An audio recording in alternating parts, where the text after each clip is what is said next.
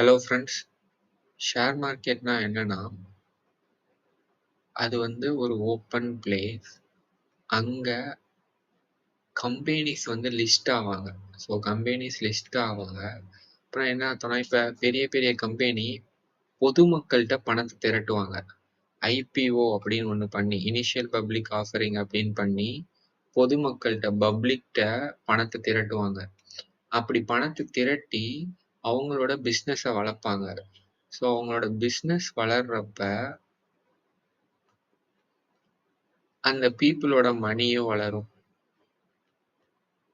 அதுவும் இல்லாம அந்த பிஸ்னஸ்ல இருந்து வர்ற ப்ராஃபிட்ல ஒரு சின்ன பகுதி அவங்க அந்த ஒரு பர்சன் எவ்வளவு பணம் கொடுத்தாங்களோ அந்த அளவுக்கு அந்த சின்ன பகுதி அவங்களுக்கு டிவிடெண்டா கொடுப்பாங்க.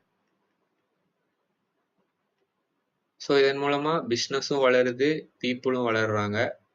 ஓவராலா என்ன ஆகுதுன்னா வெல்த் கிரியேஷன் நடக்குது. ஸோ எக்கனாமியும் வளருது, பீப்புளும் வளர்றாங்க. ஒரு ஸ்டாக் மார்க்கெட்டோட மெயின் எய்ம் என்னன்னா வெல்த் கிரியேஷன் தான். இதை தாண்டி டெரிவேட்டிவ்ஸா நிறைய விஷயங்கள் ஸ்டாக் மார்க்கெட்ல வந்துருச்சு. ஸோ அதெல்லாம் நம்ம போக போக பார்க்கலாம். ஆனா பேசிக்கா ஸ்டாக் மார்க்கெட்னா இதுதான். Thank you friends.